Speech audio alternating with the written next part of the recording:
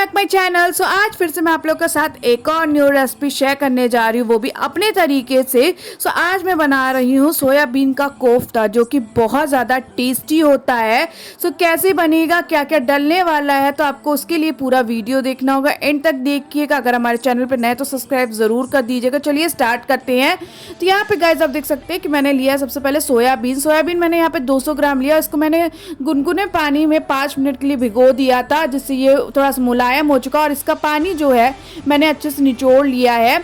दूसरी तरफ मैंने यहाँ पे ले लिया है 5 उबले आलू, और यहाँ पे छोटे छोटे मैंने आलू लिए हुए हैं। तो आलू और सोयाबीन से हम अपने कोफ्ते बनाएंगे। तो कोफ्ते में और मैं क्या क्या चीज़ें डालने वाली हूँ चलिए मैं बता दूँ।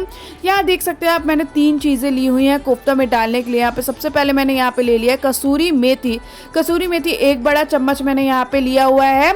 इसके बाद में यहाँ पे मैंने ले लिया है बेसन मैंने 200 ग्राम लिया हुआ है यहाँ पे। साथ ही में मैंने यहाँ पे ले लिया है नमकीन भी मैंने 200 ग्राम लिया। आप कोई भी नमकीन यूज़ कर सकते हैं जो बेसन की हो। तो इन तीनों चीज़ों को भी हम डालेंगे। तो सबसे पहले यहाँ पे हम नमकीन को पीस लेते हैं। यहाँ पे मैंने मिक्सी ले लिया, और मिक्सी में मैंने नमकीन को यहाँ पे डाल लिया है। तो चलिए पीस लेते हैं। तो यहाँ पे आप देख सकते हैं गाइस, हमारा जो नमकीन है वो अच्छे से मैंने पीस लिया है। आप देख सकते हैं एकदम महीन आपको पीसना होगा, क्योंकि हमें अपने कोफ्ते में इसको डालना है। तो यहाँ पे मैंने कटोरी में निकाल दिया है।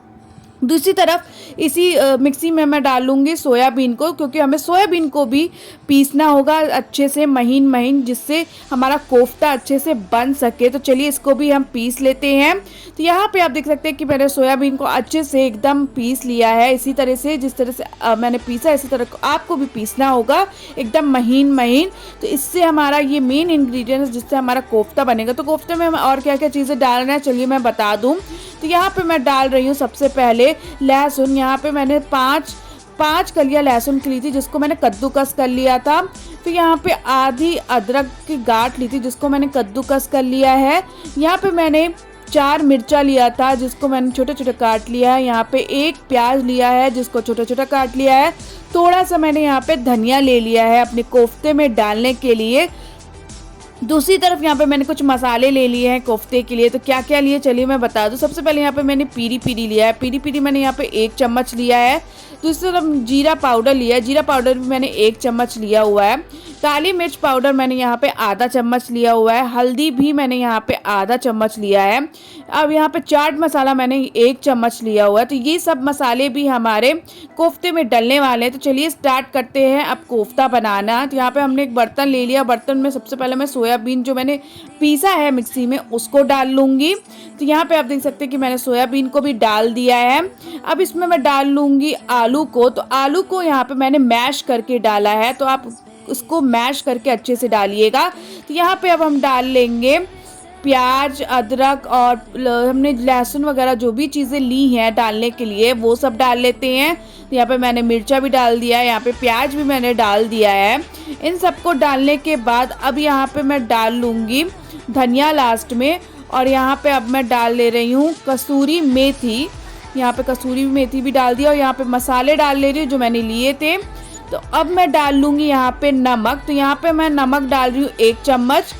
तो यहाँ पे नमक डालने के बाद हींग डाल रही हूँ 1 छोटा चम्मच। अब हींग डालने के बाद अब यहाँ पे मैं जो मैंने नमकीन को पीसा था उसको डाल लूँगी, और बेसन को डालूँगी। थोड़ा सा बेसन डालूँगी यहाँ पे। तो यहाँ पे मैंने बेसन को भी डाल दिया। अब चलिए अच्छे से इन सबको अच्छे से मिक्स कर लेते हैं। तो यहाँ पे आपको बहुत अच्छे से इसको मिक्स करना होगा, जिससे नमक, मसाला और जो प्याज का सबका बैलेंस अच्छे से हमारा कोफ्ते के लिए बन जाए। तो यहाँ पे चलिए इसको मिक्स कर लेते हैं। तो यहाँ पे गाइज आप देख सकते हैं कि मैंने यहाँ पे मिक्स कर लिया है अच्छे से। मैं आपको दिखा दूँ कि आपको कोफ्ते के लिए कितना इसको रखना होगा। इस तरह से जिस तरह से गोली बन जाए एकदम से, इसी तरह से इतना ही आपको रखना होगा।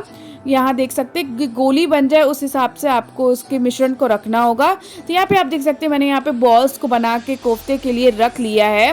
तो यहाँ पे इसी तरह से आपको इन सबको भी कोफ्ते के लिए बॉल्स को इसी तरह बनाना होगा जिससे ये टूटे ना।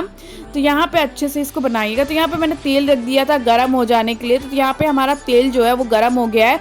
अब हम करेंगे कोफ्तों को अच्छे से फ्राई, गोल्डन हो जाने तक उसको अच्छे से हम फ्राई करेंगे। तो ध्यान रखिएगा सारे कोफ्ते एक साथ मत डालिए। कम से कम एक बैच में 5 से 6 कोफ्ते को डालिएगा। तो यहाँ पे आप देख सकते हैं कि मैंने कोफ्ते यहाँ पे डाल दिए हैं। अब इसको मैं अच्छे से मीडियम आंच पे अच्छे से इसको मैं फ्राई कर लूँगी। कोफ्तों को आपको दोनों साइड से गोल्डन करना होगा, बहुत ज़्यादा गोल्डन नहीं बट 90% गोल्डन इसको कर लीजिएगा। तो यहाँ पे इसको हम गोल्डन हो जाने देंगे। सो गाइज यहाँ पे हमारा कोफ्ता जो है एकदम तैयार है, आप देख सकते हैं कि गोल्डन भी हो चुका है। तो चलिए अब इसको हम निकाल लेते हैं। तो यहाँ पे मैं पहले एक जाली में निकालूंगी जिससे इसका तेल जो है वो अच्छे से निचुड़ जाए। तो यहाँ पे मैं तेल निकालने के लिए यहाँ पे जाली में रख दिया और इसी तरह से इतना गोल्डन आपको रखना होगा। चलिए इसको प्लेट में निकाल लेते हैं। तो यहाँ पे मैंने सारे कोफ्तों को अच्छे से फ्राई कर लिया है। तो यहाँ पे आप देख सकते हैं कि हमारे जितने भी कोफ्ते हैं सब अच्छे से गोल्डन ब्राउन हो गए हैं और क्रिस्पी भी हो गए हैं। सो क्रिस्पी और गोल्डन ब्राउन आपको भी कोफ्तों को रखना होगा। तो यहाँ पे अब हम ग्रेवी तैयार करेंगे। तो ग्रेवी तैयार करने के लिए हम सबसे पहले मसाला पीस लेते हैं। तो यहाँ पे मैंने एक मिक्सी में डाल लिया है एक प्याज काट के। अब प्याज के बाद यहाँ पे मैं लहसुन डाल रही हूँ। लहसुन मैं 10 कलियाँ यहाँ पे डाल रही हूँ और आधी अदरक की गांठ मैंने यहाँ पे डाल दिया है। यहाँ पे अब मैं डाल रही हूँ 2 चम्मच सब्जी मसाला और 1 चम्मच लाल मिर्च पाउडर यहाँ पे डाल दिया है। इन सबको डालने के बाद अब यहाँ पे मैं डाल लूंगी थोड़ा सा पानी। तो यहाँ पे अब डाल लेते हैं पानी और चलिए मसाले को अब हम अच्छे से पीस लेते हैं।